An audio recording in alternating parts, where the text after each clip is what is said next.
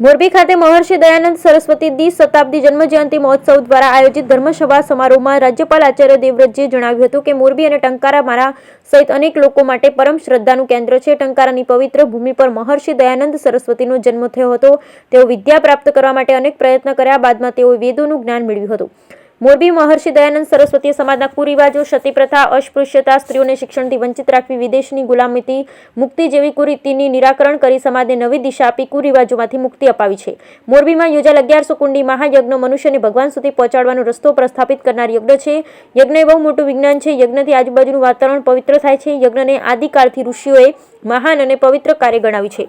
પ્રાચીન ભારતમાં રાજા મહારાજા ઋષિઓએ આમંત્રણ આપી યજ્ઞ કરતા હતા. રાજ્યપાલ આ સંદર્ભે વધુમાં કહ્યું હતું કે વેદોના મંત્રોથી કુરિવાજોને આહુતિ આપી યજ્ઞને પુનઃ પ્રસ્થાપિત કરવાનું કાર્ય મહર્ષિ દયાનંદ સરસ્વતીએ કર્યું હતું. પ્રાચીન ભારતમાં સ્ત્રીઓને વેદનું જ્ઞાન આપવામાં આવતું હતું અને તેમનું સન્માન કરવામાં આવતું, પરંતુ મધ્યકાળમાં વિદેશીઓ અને અંગ્રેજોની ગુલામીમાં સ્ત્રીઓ સાથે અન્યાય થયો હતો.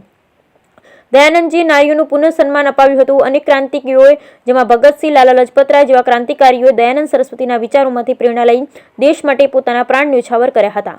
દયાનંદ સરસ્વતી તેઓના સત્યાર્થ પ્રકાશ નામના ગ્રંથમાં સ્વદેશી વસ્તુ અપનાવી વિચારધારાઓ તેઓ રજૂ કરતા લોકોએ સ્વદેશ અને રાષ્ટ્રપ્રેમનો ભાવ ઉભો થયો છે. રાજ્યપાલ સજીવ ખેતી વિશે જણાવ્યું હતું કે આપણો દેશમાં હરિયાળી ક્રાંતિ સાથોસાથ સજીવ ખેતીને બદલે રાસાયણિક ખેતી વધુ થવાથી લોકોને આરોગ્યને નુકસાન થવા લાગ્યું. આપણી પ્રાચીન પરંપરા સજીવ ખેતી હતી, જે શરીરને શુદ્ધ કરે તે રીતે ભારતીય વેદોમાં પર્યાવરણને શુદ્ધ કરવાની પરંપરા છે, જે જલદેવને પ્રસન્ન કરે છે અને વરસાદ લાવે, વાતાવરણને શુદ્ધ કરે. વધુમાં આચાર્યએ ઉમેર્યું હતું કે વડાપ્રધાન નરેન્દ્ર મોદીના સૂક્ષ્મ નેતૃત્વમાં દેશ તેજ ગતિથી આગળ વધી રહ્યો છે. દુનિયાની ત્રીજી આર્થિક વ્યવસ્થા બનવા જઈ રહી છે, ત્યારે એમાં આપણે સૌ સંગઠિત બની એકતાની આહુતિ આપી પ્રકૃતિનું સંરક્ષણ કરી દુઃખીઓની સેવા કરવી જોઈએ.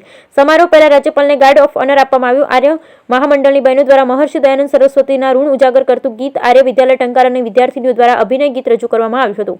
આ અવસરે સમિતિની મહામંત્રી રમેશભાઈ બાવરાએ 1100 કુંડી યજ્ઞનું મહત્વ સમજાવી મોરબીમાં આર્ય સમાજના બનાવવા ₹11 લાખના દાનની જાહેરાત કરી હતી. અત્રે ઉલ્લેખનીય છે કે મોરબી જિલ્લો સિરામિક ઘડિયાળના ઉદ્યોગથી જગપ્રસિદ્ધ, ત્યારે આ જ જિલ્લાના ટંકારમાં સરકાર દ્વારા 15 એકર જમીન રાજ્ય સરકાર દ્વારા ફાળવવામાં આવી, જ્યાં મહર્ષિ દયાનંદ સરસ્વતીનું ભવ્ય સંકુલ નિર્માણ પામશે.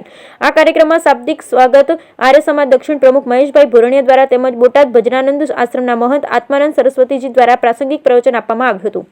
કાર્યક્રમમાં હિમાચલ પ્રદેશથી પધારેલ પૂજ્ય આચાર્ય આર્ય નરેશ, સંસદ મોહનભાઈ કુંડારિયા, રાજ્યસભા સંસદ કેશરી દેવસિંહ ઝાલા, જિલ્લા પંચાયત પ્રમુખ હંસાબેન પારેગી, ધારાસભ્ય Kantibhai Amrutiya, Durlabhjibhai Detharia, Prakashbhai Varmora, collector G T Pandya, in charge જિલ્લા વિકાસ અધિકારી નવલદાન ગઢવી, પૂર્વ મંત્રી બ્રિજેશભાઈ મિર્ઝા, સમિતિના પ્રમુખ જયંતિભાઈ રાજકોટિયા, આર્ય સમાજના અગ્રણી માવજીભાઈ દલસાણિયા, પશ્ચિમ ક્ષેત્રના સરસંચાલક ડોક્ટર જયંતિભાઈ ભાડેશિયા, દાતાઓ, આગેવાનો, અધિકારી મોરબીવાસી ઉપસ્થિત રહ્યા.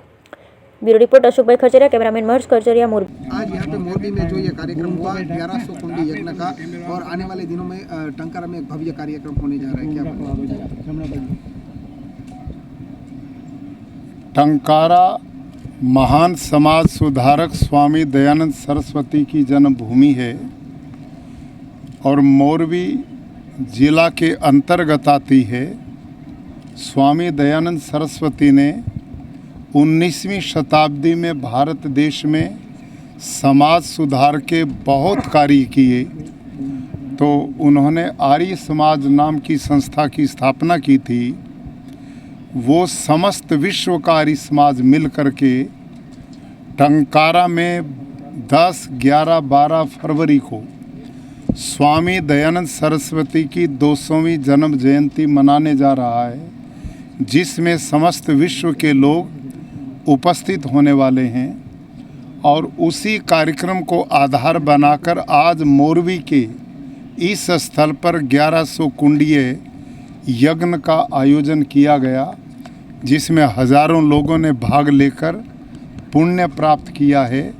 तो ऋषि दयानंद सरस्वती ने देश की एकता के लिए, अखंडता के लिए जो कार्य किया था वो स्मरणीय है। उन्होंने जात पात के खिलाफ काम किया, उन्होंने मानव एकता का भाव जगाया, समरसता का वातावरण बनाया, गौ संरक्षण का काम किया, प्रकृति को बचाने के लिए यज्ञ की परंपरा वेदों के द्वारा प्रारंभ की।